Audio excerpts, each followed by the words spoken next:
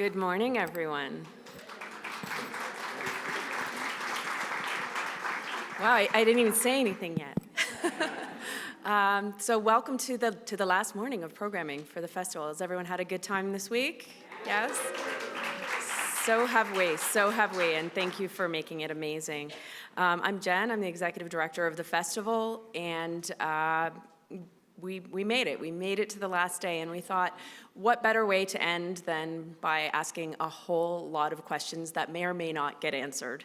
But in terms of AI, it's here.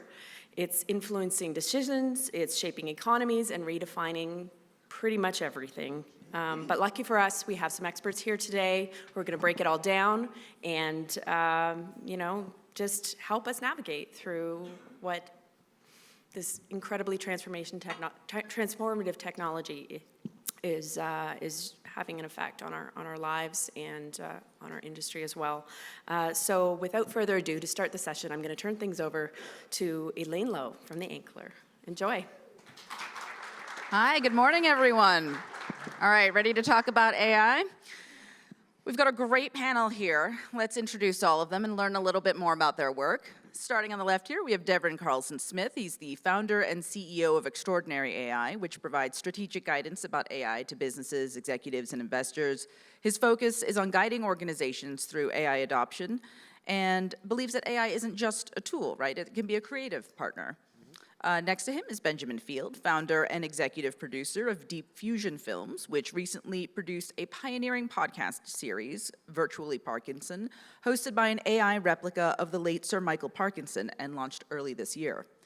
Next to him is Raja Khanna, the executive chair of Dark Slope, a virtual production and gaming company operating at the intersection of spatial technologies, AI, and entertainment. And next to him is Victoria Shen, the executive director and chief negotiator for the Writers Guild of Canada, where AI continues to be a key issue of concern for the industry's unions and guilds, and we're going to get into all of this now. But first, let's start off with you, Devrin. Let's go down the line a bit. Tell us all a bit about how AI factors into your work, or if you're not working in the AI field, how AI has impacted your work. Thanks, Elaine, and thanks everyone for joining today. I'm the founder of Extraordinary AI. We are a full-service strategic advisory that really works from education right through to implementation. And part of the reason that I set this up after working in AI since 2018 was that while there's certain excitement around AI, there's also a lot of uncertainty around what happens with that. And I saw a lot of people were focusing on the tools and the technology, and I wanted to be technology agnostic. I wanted to jump above and beyond that and actually get to the bigger problem, which is the how.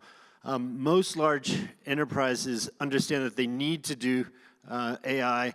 It's no longer a business competitive advantage. It's now a business imperative.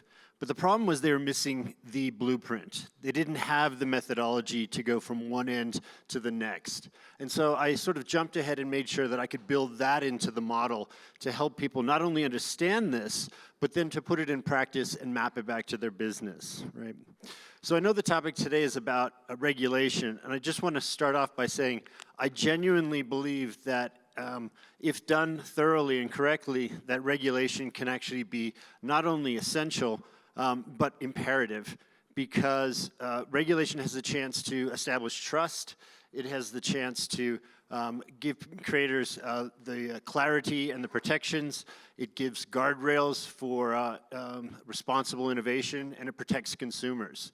So I genuinely believe that it's important to have regulation, but I'm also very cautious that we don't want to spend too much of our time over-regulating a market and stifling innovation, right? So it's really this balance between what I like to call caution and courage. We need to be cautious to think about risk and governance, but we need to be courageous to be able to take those first preliminary steps. Great. How about you, Benjamin? Hi. So I think I can really only introduce myself as very accidentally in this space, because historically I was just a very regular TV producer, and I would still probably consider myself that in many ways. But a number of years ago, I used deepfake in a documentary, and it was largely considered to be the most ethical use of deepfake in a documentary ever. And that was way back in sort of 2022. So, being the most ethical producer of deepfake at the time was not a high bar, because everything else was pornography. And what we did at the time, because we were given this label of being the ethical pioneers of AI in media, I very quickly became in a position where I was asked to come and write policy documents for Equity and PACT and a number of the other industry bodies around the world, the Archive Producers Alliance and so on. And from there, I was asked to advise the UK government at the select committees. And so I'm now part of an ever living cycle of looking at legislation and practical ways of safeguarding human creativity within the AI landscape, which of course, as you introduce, as the producer of a podcast with a dead man's voice, does not necessarily position me as the most ethical creator of AI content. However, I can say that we put a number of safeguards in place, and sort of, there are several pillars that we attribute to the way that we work with AI that safeguard human creativity, respect copyright and consent. And so we navigate this new creative pathway, if you like, which, as you say, regulation needs to come along with that. To what degree, we're also sort of finding our feet. But what's integral to the way that we work forward is that we need to make sure that we put safeguards in place that respect human creativity, secure jobs, respect the environment, and make sure that actually we have a future industry that is sustainable for all. And that is generally the way that we work. So we're creative first, but we also look into how AI can instigate great change and bring efficiencies that will secure the future of the industry. I think that's enough waffling from me. I shall move on. But yeah, we're going to learn a little bit more about that and really want to dig into the intersection of creativity and where AI can possibly coexist with that. But first, Raja?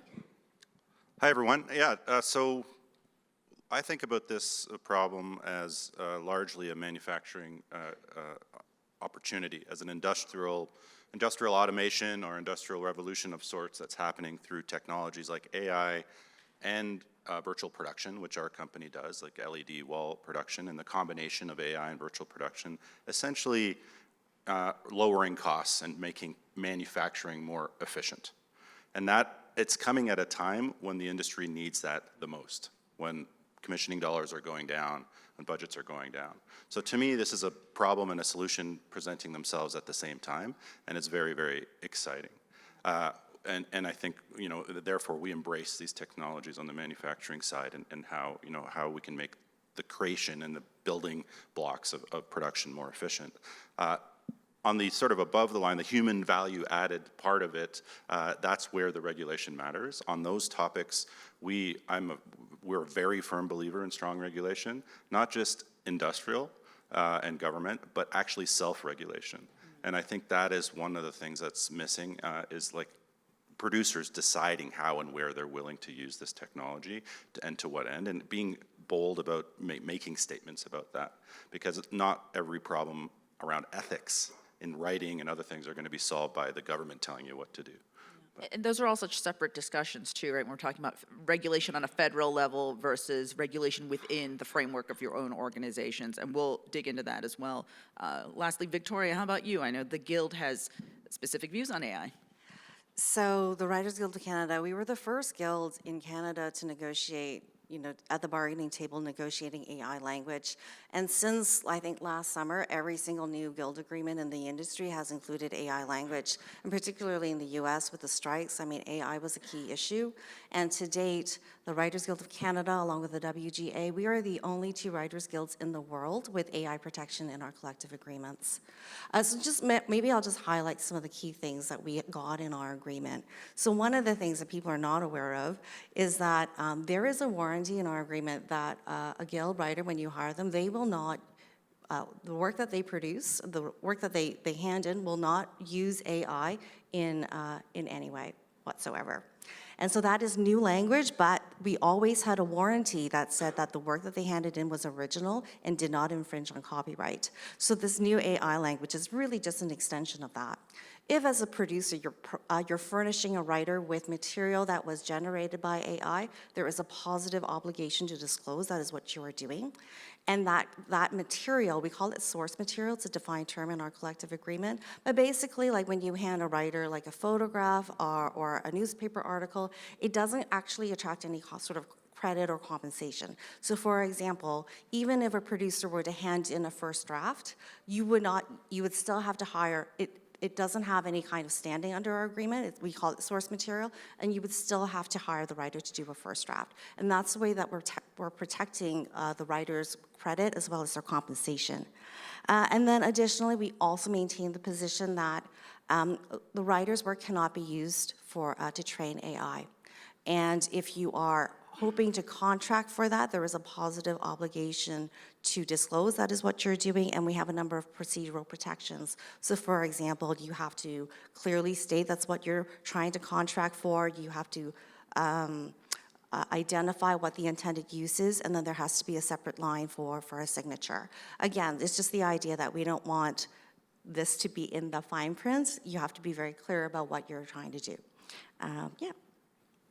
Okay, interesting. And so let's talk about it more from a macro view right now. How necessary do each of you feel that regulation around AI is on a federal level, on the broadest level? Devrin? I mean, as I said, I believe regulation is effective and is necessary. The key part is at what degree are we going to go down? Trying to understand and encompass what is effectively a very fast-moving industry, and the ability to try and predict where things are going is challenging. We do know that some of the areas we're trying to protect are areas like IP protection and protection for creators. We know that there is protections for individuals and consumers.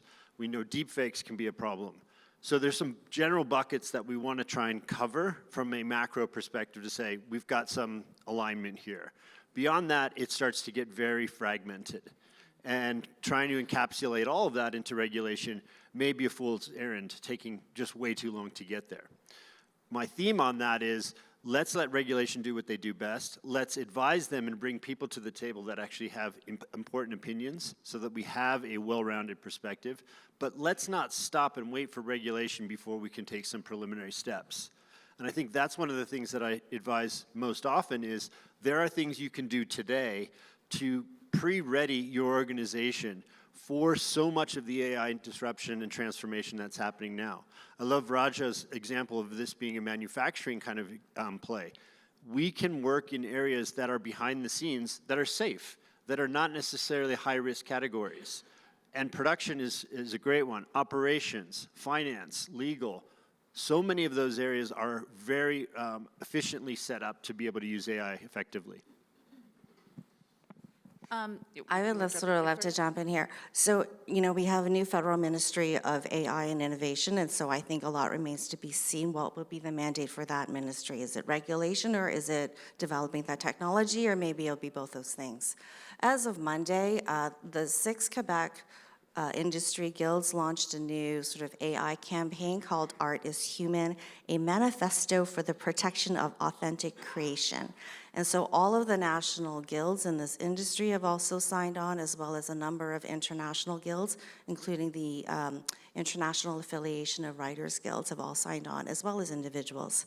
But the statement outlines a series of core principles for the ethical development of AI, and additionally a set of recommendations for policymakers, both at the provincial and the federal level. So maybe I'll just highlight some of the recommendations that went out. And again, like I said, this is all the French guilds as well as all the national guilds in this industry in Canada. So one, we want to see strong regulatory framework for the development as well as the use of AI, and we want to see safeguards specifically around the area of individual rights, labor rights, as well as copyright protection for creators. We want to see transparency, specifically around the source material for machine learning. And then once we have that transparency, we also need to talk about terms of use as well as compensation. And then with respect to the Canada's Copyright Act, we want to maintain the status quo that only human-created work can create copyright. And then additionally, that text and data mining is not fair use. And then lastly, we want to ensure that AI generated materials is clearly marked. So again, I mean, the perspective is that ultimately, yes, AI can be a tool, but I think the message as well is that innovation isn't necessarily progress. So yes, AI is a new tool, but I think we still have to direct how it's going to be used. And while artists are innovators themselves and they're willing to embrace new technology, we don't want to see our cultural expression, artistic expression, and our culture being undermined by tech companies who are profit-driven and not driven to create art and culture. You know, I do think, I do think this discussion kind of forces us to draw a line between, I mean, this is a big, deep philosophical statement, but where humans add the most value. I mean, there's no question that writing is that one of those areas. But, you know, when did the movie 300 come out? There was like tens of thousands of extras. They were all digitally, you know, created. Like that we've been doing this for a long time, industrial automation in the manufacturing process of television and film, and it's just getting more and more and more efficient. And that's critical. Now, we didn't need to attribute where did that procedurally generated crowd get trained. Like they had looked at, you know, a photo of the Roman Empire. Like, we have to draw a line somewhere. Where is attribution important? Where does the human value add kind of line get drawn? And then protect, I agree, like those jobs and those roles that, you know, that add that human value to the greatest degree we can. This is not just about jobs, in my opinion. It's also about ethics. This panel's about, you know, to me, there's another side of this going like, if you're a writer and you're researching a story, and you're using ChatGPT to research your story, which probably every writer does nowadays. I can't really stop that. Where did ChatGPT get trained on that story, and what biases is it bringing to, you know, this, you know, is it giving you a Canadian perspective? No. Is it giving you an Indigenous perspective? No. So there's a whole other problem around ethics here that's where I go to. Yes, there's some regulations that's needed, but you also need, as companies, we need to decide where we draw the line individually. What are our ethics around AI? So I think my call to everyone is like, for those, you know, human value add jobs, you should define how and where you guys play. But for everything else below the manufacturing, you should embrace it because we need to lower costs in our industry. So I would say 80% of everything that's been said here so far on this, I 100% agree with. I think that regulation, we could bring in regulation right now, you know, and lawmakers and policymakers can do that right now. But the trouble is the fact that actually the people making those laws and making those decisions don't actually know what they're talking about. And so they need to take advice from those that do. And there aren't, and you know, speaking very openly, there aren't actually that many people who are that well informed on the processes and how they get integrated into things. And so therefore these conversations need to be, you know, they need to unfold. They need to be allowed time to breathe and actually work out what we need them to do. And I think that when we're looking at you know, AI-generated content and AI-assisted content, where we're actually moving to is a level of understanding where there is a blend. I think that it is quite possible that, you know, where we are right now is essentially we have, you know, let's look at creative output. So we have live action, we have animation. Those are the two standard streams that we have, right? And then, you know, very, very shortly, if you know, depending if you look at social media sort of that much anyway, we're kind of already getting a new stream, which is AI generated. And what will happen is that, you know, in the same way that live action blends with animation and animation blends with, why can't I say blends today? Good grief. Just standard speaking, this isn't even difficult. animation blends, thank you very much, with live action, and you will get the same with AI generated as well. That will move all across. And the same, realistically will happen with creative writing, with as you say, with VFX. All of those things will cross over. So I think we need to differentiate between a standard line, which is absolutely right, material that is ingested for the purpose of data training, so text and data mining, absolutely not fair use, ought to be remunerated. I think that is something that we can all say we need to fight for and champion. And I think that is something that is broadly playing out in the courts anyway. Keep an eye on Stability AI versus Getty in the UK at the moment. That's a 3-week trial that is taking place this week. It starts this week, sorry. And just follow where that goes, because that will have a massive impact. But then we also need to then have a sensible view. And I'm absolutely not saying that what you're saying is not sensible. I'm just, this is going to get awkward quickly.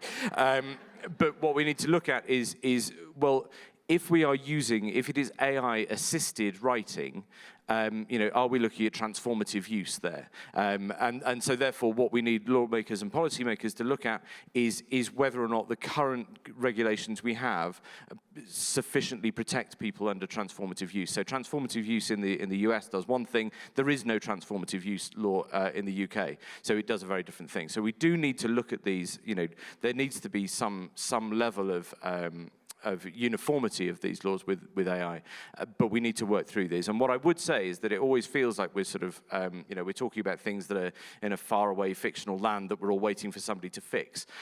We're not, and I can say, because I'm part of the working groups, the Department of Culture, Media and Sport, and the Department of Information Technology in the UK, and we are being asked to go through working groups at the moment to find the practical solutions that bring these through to government level.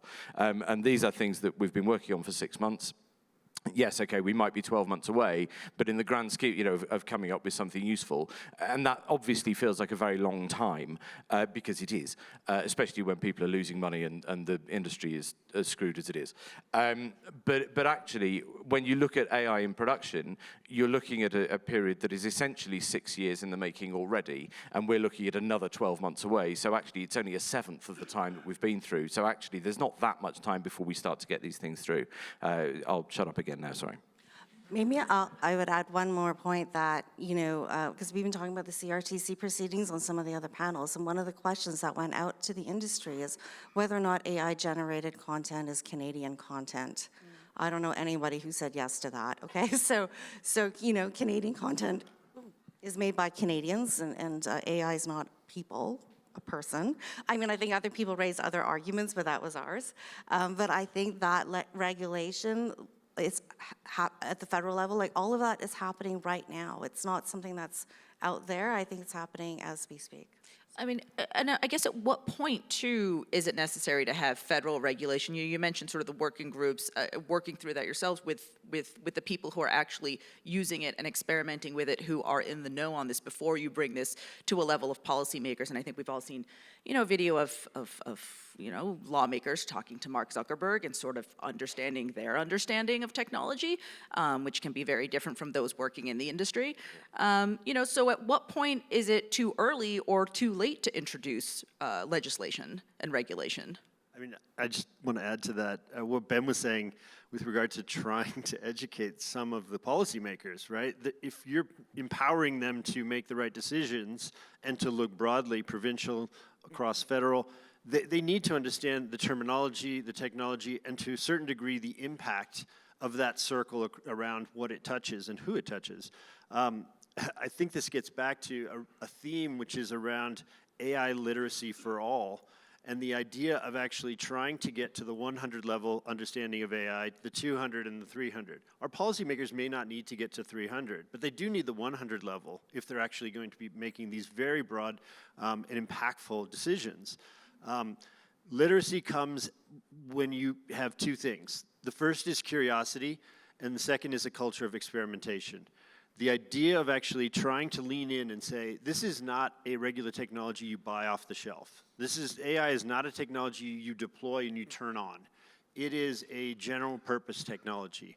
which means that it assimilates and blends into your workflows, whether those be production workflows, operation workflows, legal workflows. And so changing the script and adjusting the mindset associated with what AI is to begin with allows a different playing field of understanding, both laterally and horizontally. And that, to me, feels like a starting point where we can all agree to win and make progress.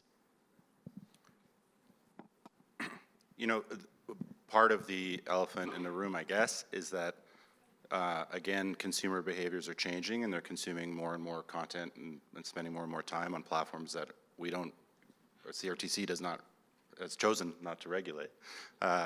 And you know, to your question, that train has left the station. You can't regulate content on the internet and decide who's allowed to use AI or not in content generation. Just like, you know, the analogy in my head is like, you know, we're talking about writing in journalism. You've got, you know, 90% of the stories online are AI generated today. You know, 10% are, you know, whatever written by the New York Times or Washington Post or something. They're the good ones. But, you know, that's just happening. So I come back to, you know, within the bubble of our industry, you know, what are we going to do about it? And to me, it really comes down to on those, again, those value-add jobs where the creation, the authenticity, the narrative, the stories, the perspectives, the cultural perspectives, like we have to decide ourselves, each company, where we want to play. Do we want to be the, you know, AI-generated, pump it out onto TikTok and maybe make some money doing that? Or do we want to be the New York Times and do something, you know, more with more craft and narrative and art? And that is, I think, going to ultimately be an individual. Not the regulators aren't going to tell you how to run your business. You know, which part of that spectrum you're going to have to decide.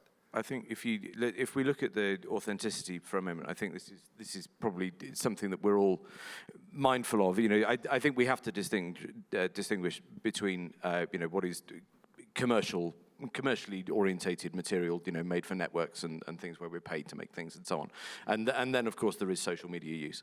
However, what I think some of the primary concerns around AI within visual media and at the moment is about being able to differentiate between, you know, what is fake and what is real. You know, this idea of fake news, which has now hung on for far too long. But we need to be able to easily distinguish between what is AI generated, because it can now pass off as genuine. And I think that people will actually get better at working out what is genuine and what is not, you know, just automatically, because I think we will just grow into that as a species, if you like. But one of the problems we have is the fact that anything that gets uploaded to social media at the moment, the metadata within that file is stripped out to some degree. And so when we're looking at making sure we can authenticate material, actually data provenance is a massive problem, and there isn't a technical solution for that just yet. Again, it's coming. You know, we have C2PA and things, and Google has introduced its own watermarking system, which is great. But if we're looking at regulation, one of the things that would be really, really quick and simple to do is to make it impossible for social media platforms to strip out metadata. Because if you're able to embed metadata into a file and not strip it out, then it is easy for somebody to work out how that material was made and where it was generated. And without that, we get lost. And let's talk about that for a minute. And also to Raja's point, Victoria, I'm curious, do you think the train has left the station on where and when we can regulate? And you know, what Benjamin was talking about just now, it reminds me of, there was an Atlantic story out last fall where, you know, they'd found that 139,000 TV and film scripts had been hoovered up by some AI training model. And, you know, I talked to a lot of these showrunners who obviously had very strong feelings about their work being used. Is that part too late? Or is it too late for us to be able to parse through what copyrighted data is already in some of these models? I don't think it's too late. I think it's timely. I think the legislation and the legal tools we have at our disposal are maybe behind what the technology is already doing. And I think part of our educating and literacy of policymakers is to educate them to the fact that they're not legislating into an empty space, right? Like there's already guild agreements in the industry, and so we're part of that. Educating them is sort of saying, well, this is what, as an industry, we've already decided are the standards.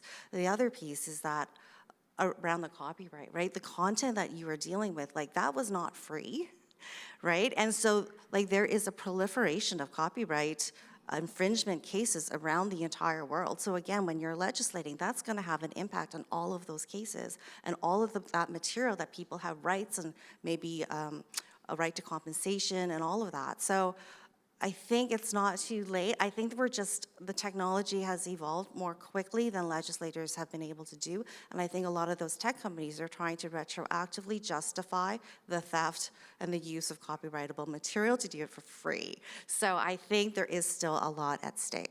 Can I be really annoying? It's too late.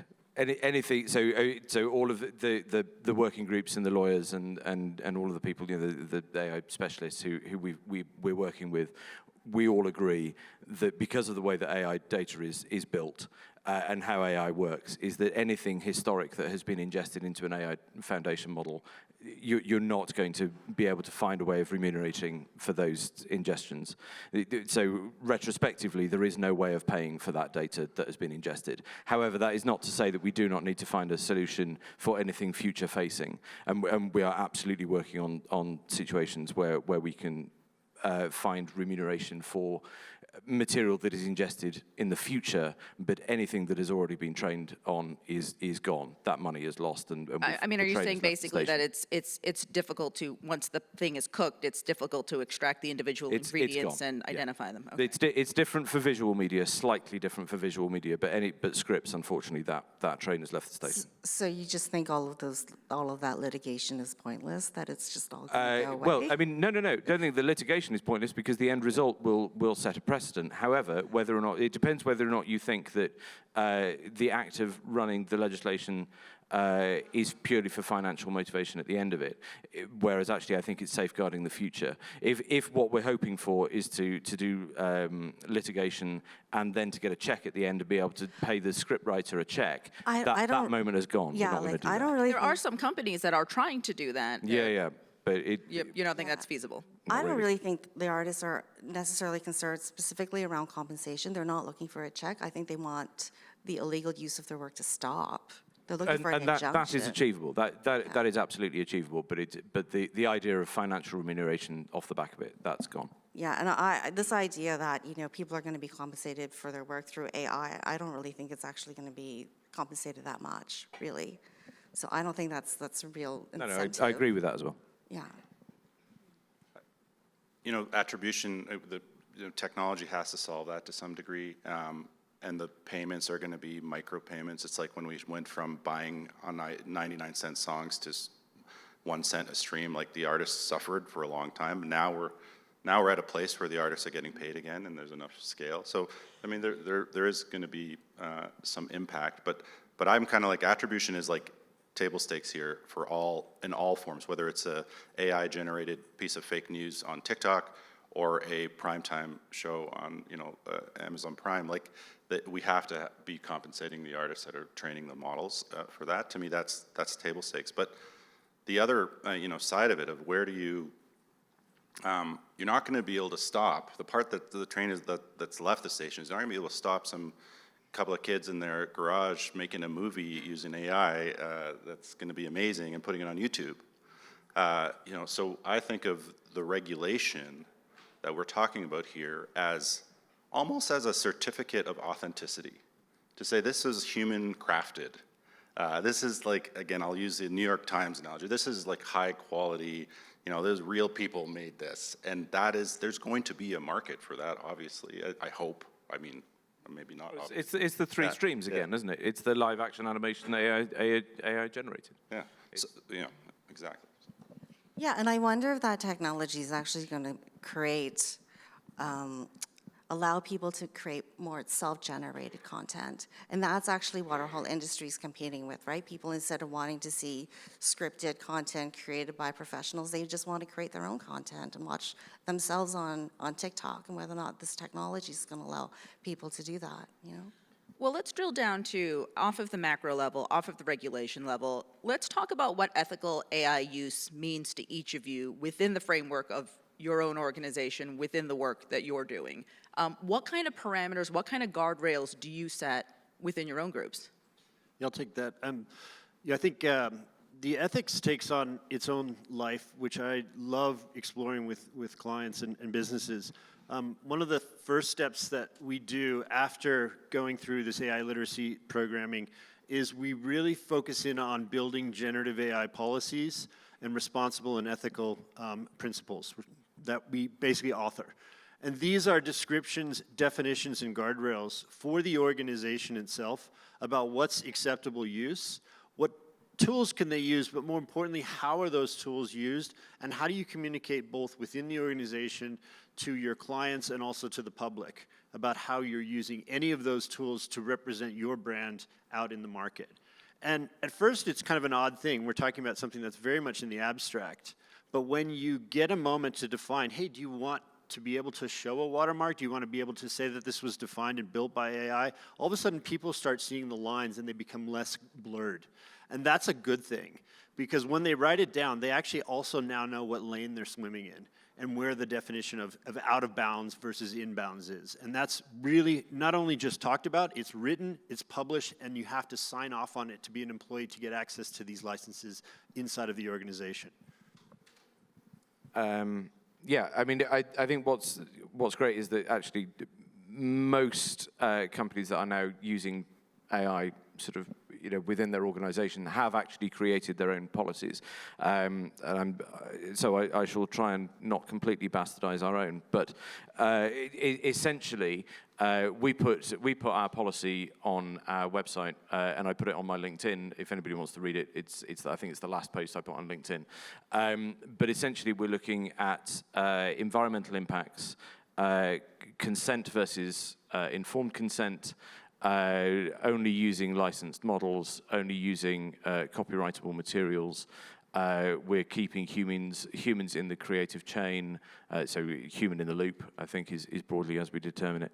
And there's probably another one, but ultimately we're making sure that everything we do has all of those elements combined into it, so that we can be absolutely assured that what we're producing is not damaging damaging our own ecosystem. And in fact, actually, our generative AI policy has just enabled us to, we think we're the first company to get E&O insurance off the back of having E&O insurance for generative AI use off the back of the policy. So it's worth having a look at. Have you found that's been easier for your employees and folks to I mean, it's opened doors immediately. So we announced that we had the E&O insurance on Monday. I don't know what day it is today. I've got no idea anymore. And we've had 3 approaches in whatever that time span is. Is today Wednesday? I believe it is, yes. Thank you. What about you, Raja? What about me, what? Well, what does ethical AI use mean to you? How do you implement that within your own work, within your own company?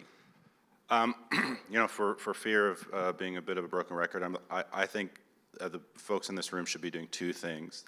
They should be running hard and fast to lower the manufacturing costs, because that is what the industry needs right now. And AI and virtual production and new technologies, these are a way to do that. And they're safe areas from an ethical point of view. And for those human in the loop jobs, those creative jobs, I think you should have a policy.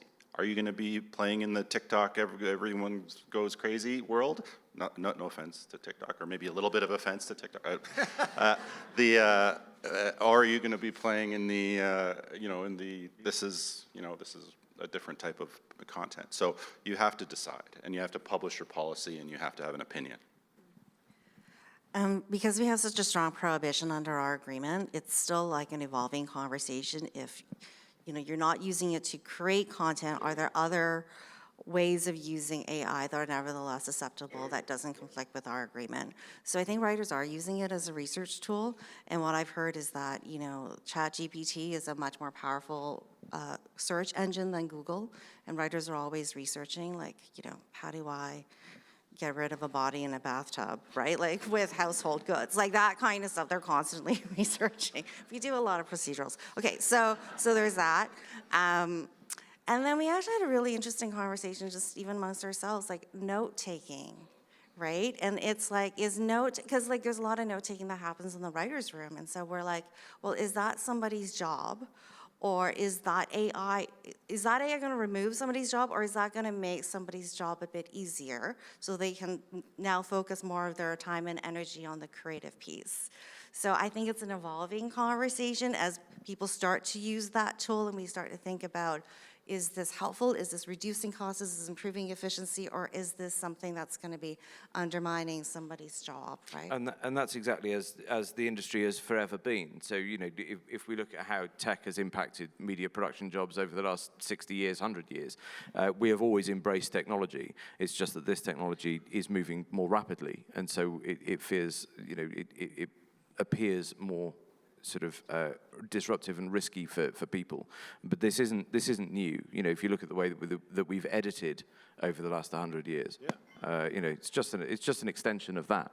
Yeah, I mean, I'm old enough to remember the early 2000s when the digital wave took through the media and entertainment sector. I was in New York running Microsoft's practice with the big players.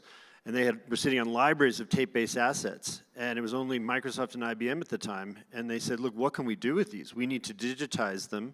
We need to rights protect them. And we need to come up with new models. And that was the start of streaming. Microsoft stored them. They converted them into digital files. We rights protected them. And then we started these first versions of CNN's, you know, first streaming website, or HBO Go, or MTV Overdrive. This was the first example. And what happened was, what was initially very feared and uncertain became something that they embraced, and the knowledge transferred from what we had over to them, and to the point where we could just step back and they were running the show. It took about 3 to 5 years. The challenge with AI is it's moving 5 times as fast and 3 times the impact. And so I just feel like we're getting back to the fact that we all have to learn more to lift the tide that lifts all boats, because we'll all be better off once we understand what we're dealing with here. Well, sorry, Rasha, go on. I was going to say, part of this is, you know, society deciding, are we all going to be better off, and how are we all going to be better off? Because these are big questions. If we can, when Henry Ford introduced the assembly line, obviously jobs were affected, right? But he was meeting a market demand because people didn't want to pay that much for an automobile. That's the analogy I think of today. But if that's all that happened, so people bought more cars and there was, and we lost jobs, that's not a great outcome. But that's not all that happened. In 1926, he formalized the idea of a 5-day work week and a weekend. Mm-hmm. We got the weekend out of that. So what is the benefit to us? So we do have to ask ourselves, in all this efficiency, all this stuff, where do the people benefit ultimately? I think some people would say the unions got the weekend, not Henry Ford. But well, Thank you. I say that. It's definitely the unions, but that is the point. It's like, but you know, he formalized it because of the unions, and the union. We are the union. Like we have to decide, what do we want to get out of all this as a society. Well, and we've got a couple minutes here, but let me ask the flip side of this. We've been talking about how necessary is regulation. To what degree is it hampering creativity? To what degree is it prohibitive if you have union guidelines, you know, that say, you know, you need informed consent and compensation, which all sounds great on the surface, but then to what extent are guild writers going to be, you know, outpaced by, say, those in the creator economy and those working outside of those guardrails where they don't have to employ that and can experiment more with AI? I think that if you are a producer and you want to monetize your content and be able to protect it, you're actually going to want to engage a writer who's not using AI. And I think you talk to any lawyers in the industry, that is the advice that they're giving to their producers, to creators. But I think as an industry right now, we are really competing with particularly the younger generation. They are watching a lot of, like, we're losing eyeballs to TikTok, to YouTube, because people like to watch self-generated content. They want to watch themselves. And I think, I mean, it's really sad to see what's happened. I think animation's down like 51.8% in our country. Children and youth is down like, I think 39%. So I think we're really going to have to think about the kind of content, particularly that we are creating for the younger generation, because I think right now their attention and what they're accustomed to seeing and what they want to see, that they're viewing that content and what they're interested in right now has really shifted. So I think as an industry, we also need to pivot and think about how we can compete with that. I actually think the audience is going to drive how we respond. I think we like to think that we're in control of what people watch. I don't think we are anymore. And so I think that the audience will dictate whether we are successful in the ways that we build our new infrastructures and our regulations and our self-regulations.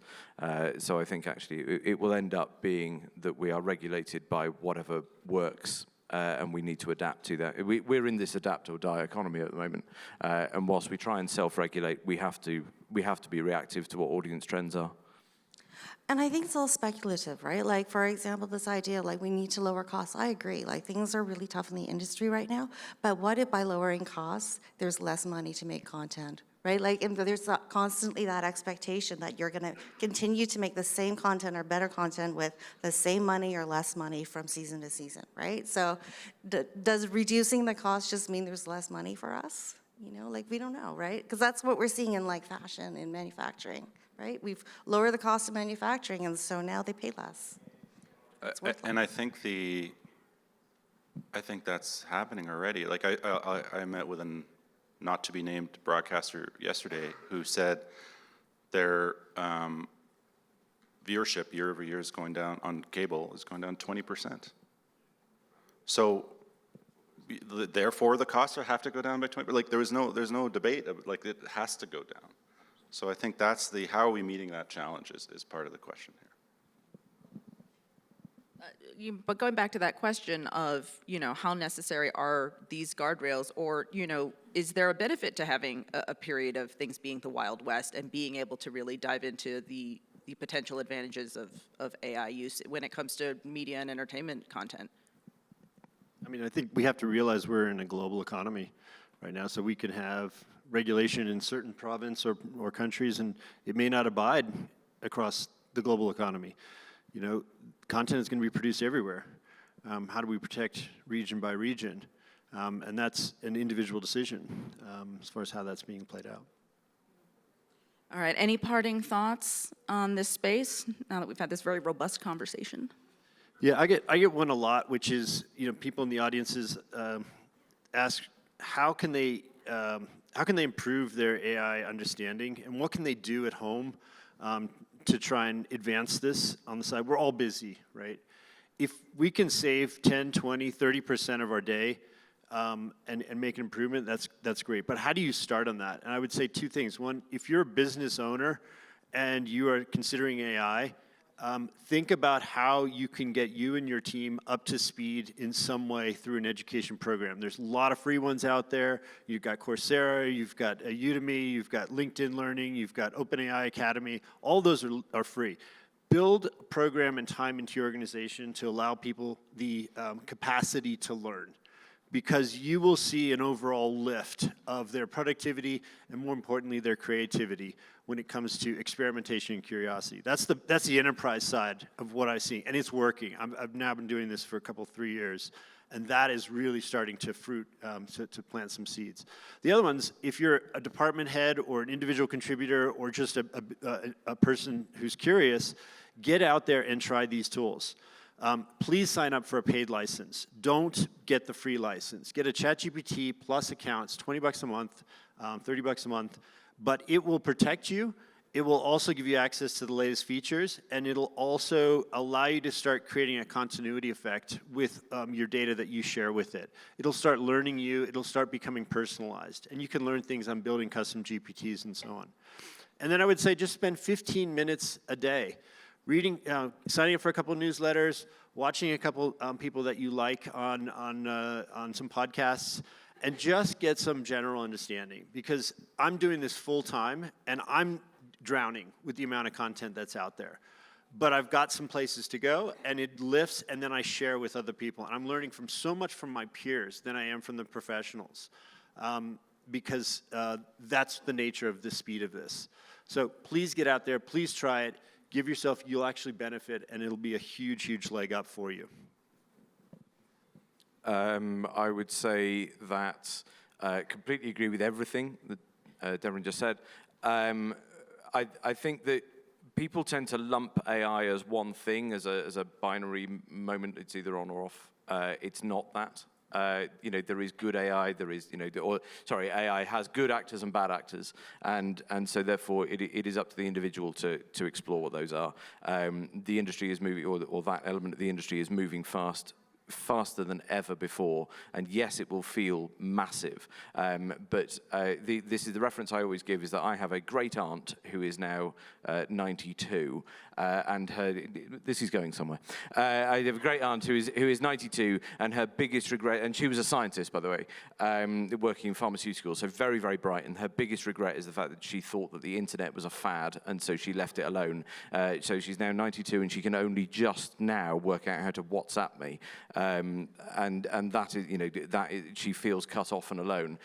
We do not need our creators and our creative economy to feel cut off and alone. I think if you're a producer and you're making shows that have been with budgets of 300 grand an hour, if you're not thinking about how you can deliver that same quality at 200 or 250 right now, you're in trouble. And that's my piece of advice. These AI, the good AI, and do it in a way that's ethical and that is, does not compromise, your values or the industry's values. That can be done today, and that is incumbent upon you to embrace the technologies and figure it out, like AI and virtual production. On the regulatory front, I'll just maybe share with you what I'm keeping my eye on. So I'm going to be watching the new Minister for AI and Innovation to see what that ministry is doing and what meetings they're having, what are they publishing, what is the tone and tenor of that ministry. I'm watching for the CRTC decision on Canadian content and what they're going to publish and say on AI-generated content is Canadian content. And then I'm also watching this fall, the DGC sounds like they're going to be going to bargaining. And so I'm excited and interested to see what language the Directors Guild, because they represent art directors, right? Directors, all of that. I'm watching for that language as well. So those are the things that I'm keeping my eye on in terms of what AI is going to look like in this country and in this industry. Well, we have learned so much from all four of you. Thank you so much for your time and your openness to having this conversation. I think what we've learned here is that educating ourselves is going to be the way forward. Give it up for our panelists, everyone.